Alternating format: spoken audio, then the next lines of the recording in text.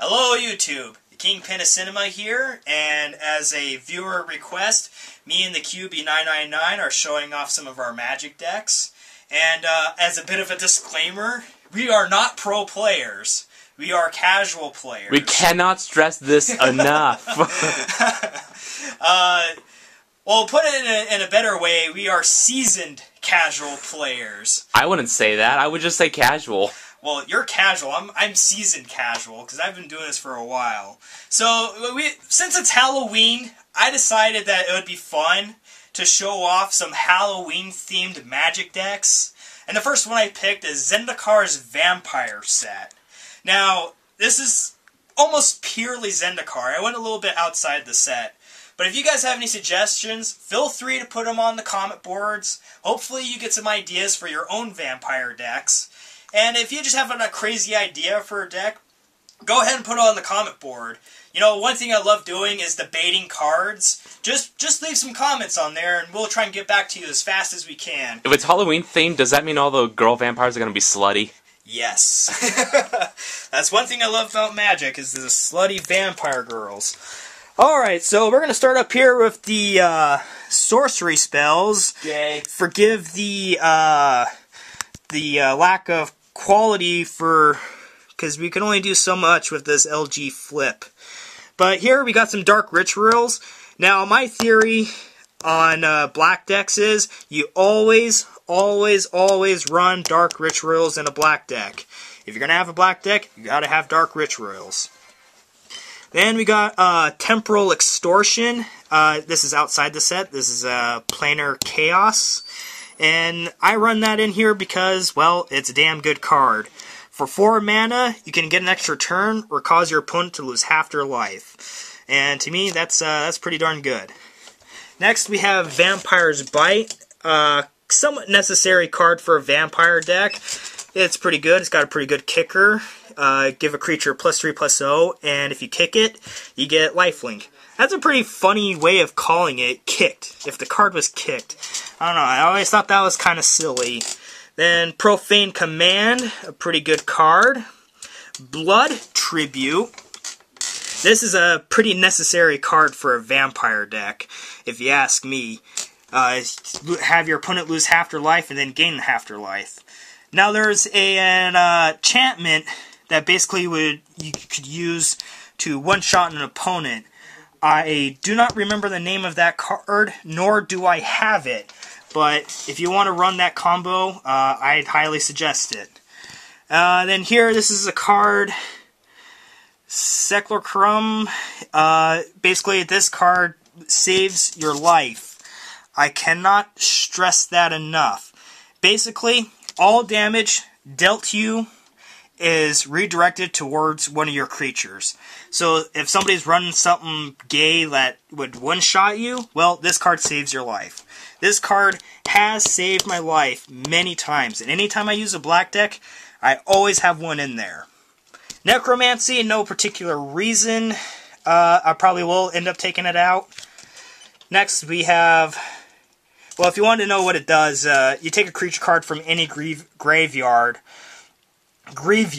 sorry, I can't speak right now, and you take any creature from any graveyard and put it into play under your control. So it's pretty good.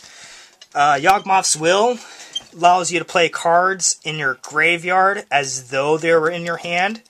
So a lot of this stuff, you get to play it again.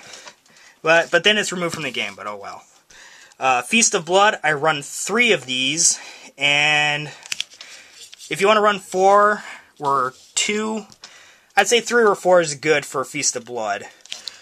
2 Diabolic Tutors to help me get the cards I need. Then we got 2 Urges to Feed. Kill anything that's a 3/3 or less, and you get to buff up all your vampires. Vampiric Embrace, pretty good. Creature gets +2/+2 flying, and the vampire ability, so whenever it kills, it gets +1/+1. Beseech the Queen allows me to search for the cards I need. Consuming Vapors, I'd like 1 or 2 more of these in here. Now, I run 4 Gatekeepers. I would highly suggest running at least 3, because these guys at any time of the game will come in handy. Nakarina Cutthroat, level up creature, pretty decent. Bloodthrone Vampire. Okay, I run 3 Vampire Nocturnuses. I have both the foily and the regular. 3 or 4 of these guys come in very handy. 2 Grueldaz Assassins. Level up guys. These guys come in handy at any time in the game. Highborn, pretty decent. Now I run 4 Nighthawks. If you're going to run vampires, I'd highly suggest on running Nighthawks. These guys are crucial. Same with Gatekeepers, same with Nocturnuses. Those are crucial. Anything else can go. Just Flaughter. Myriad the Cursed. She's pretty good for 4 flying haste, first strike, and when it does combat damage, gets +1/+1. So she doesn't even have to kill an opposing creature, and she gets buffed. So that's neat. Nakarina Reverent doubles my mana and can buff herself. Now we got Butcher of Malakar, who has the Grave Pact ability. Another thing about black decks is if you can run Grave Pact or somebody that can simulate Grave Pact, highly suggest it. Grave Pact always comes in handy. Malakar Blood Witch. I would like to run at least a couple more of these in here somehow. This deck's already pretty freaking huge, I will not lie, but pretty damn good. Aemon, the Ruin Sage. Getting this guy out in like turn 3 will pretty much help dominate the game for you. And Draina, the Blood Chief, who goes insanely good with this one. Basically, I can power her up while at the same time debuffing a creature, killing it. And this, since it doubles my mana production, I can almost kill anything on the board. So that's a pretty good combo right there.